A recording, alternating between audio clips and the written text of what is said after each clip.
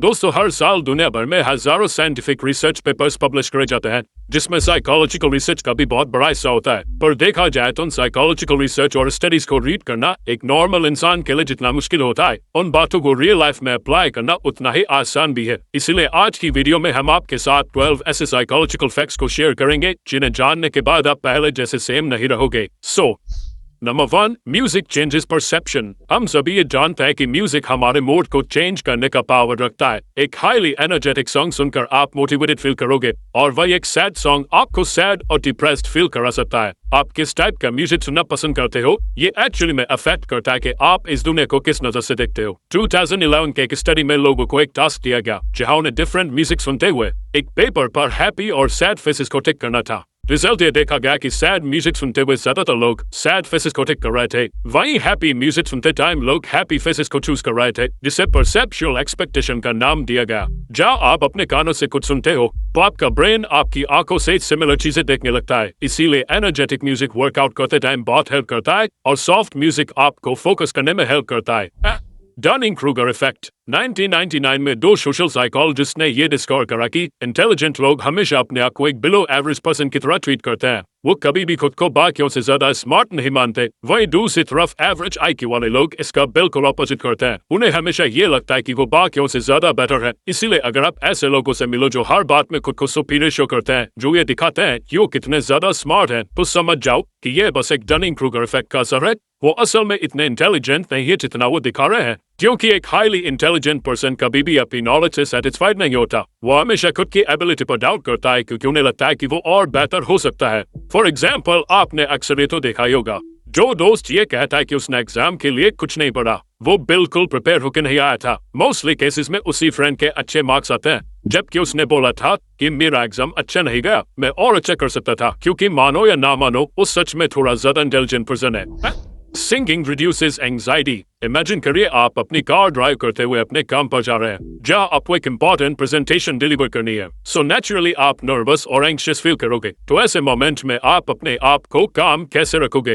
Well, psychology कहती है कि अगर आप ऐसे टाइम पर अपना फेवरेट सॉन्ग प्ले करके खुद भी सिंगिंग करने लग जाओ। अब आपको ये सुनने में अजीब लग रहा होगा, और सिंगिंग करने से आपकी ब्रेन में एंडोर्फिन्स और ऑक्सीटोसिन रिलीज होने लगता है, जो अल्टीमेटली आपके स्ट्रेस लेवल को बहुत तेजी से कम कर देता है और आपके मूड को बेटर कर देता है। इसके अलावा ये आपके हार्ट रेट और कॉर्टिसोल लेवल को लो कर देता है, जिससे आप काम और कॉन्फिडेंट फील करने लगते हो।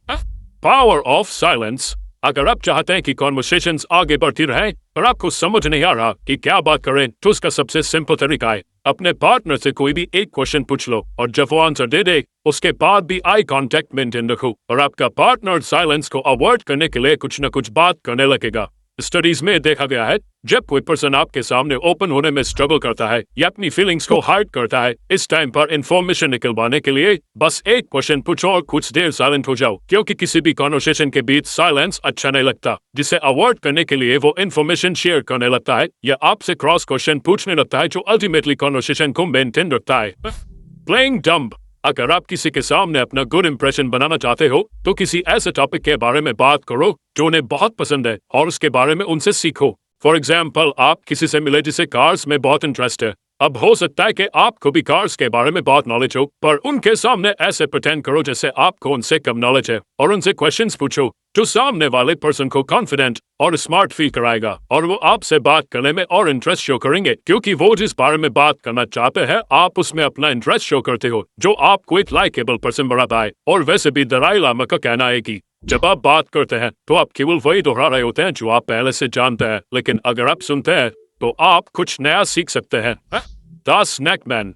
अगर आप किसी ग्रुप में हैं या किसी एक पर्सन के साथ भी हैं जहां आप डिनर या लंच पर मिलने आए हो और आपको लगता है कि कोई कन्फ्लिक्ट क्रिएट होने वाला है, आपकी कॉन्वर्सेशन जैसे जा रही है, आप लोगों की लड़ाई हो सकती है, तो इस सिचुएशन को अवॉइड करने के लिए अपने सामने रखा खाना खाने लग जाओ, क्योंकि अकॉर्डिंग टू साइकोलॉजिस्ट्स ईटिंग एक कामिंग एक्टिविटी है।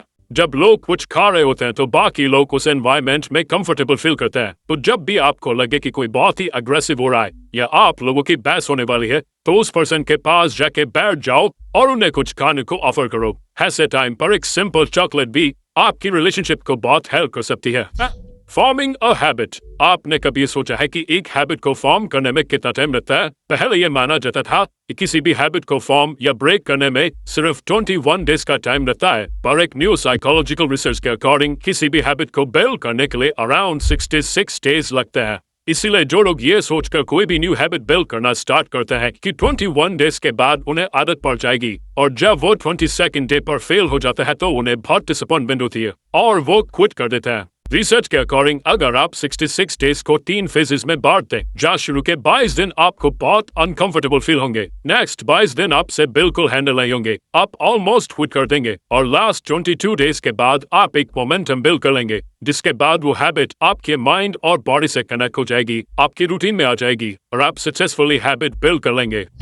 Call people bye their name. Psychologist कहते हैं कि हर पर्सन को अपना नाम सुनना सबसे फेवरेट साउंड लगता है, क्योंकि हम सभी के लिए अपना नाम बहुत इंपॉर्टेंट होता है। तो जब कोई आपके नाम को याद रखता है तो आप भी अपनी इंपॉर्टेंस फील करते हो। सिमिलरली आपने ये नोटिस करा होगा कि जब कोई आपका नाम भूल जाता है तो आप इंसल्टेड भी फील करते हो। इसीलिए किसी के सामने अपनी लाइकेबल प्रेजेंस बनाने के लिए इम्पोर्टेंट है कि कॉन्वर्सेशन में आप सामने वाले के नाम को यूज करते रहो, जो उन्हें इम्पोर्टेंस फील कराता रहेगा और वो आपके साथ और कंफर्टेबल फील करने लगेंगे।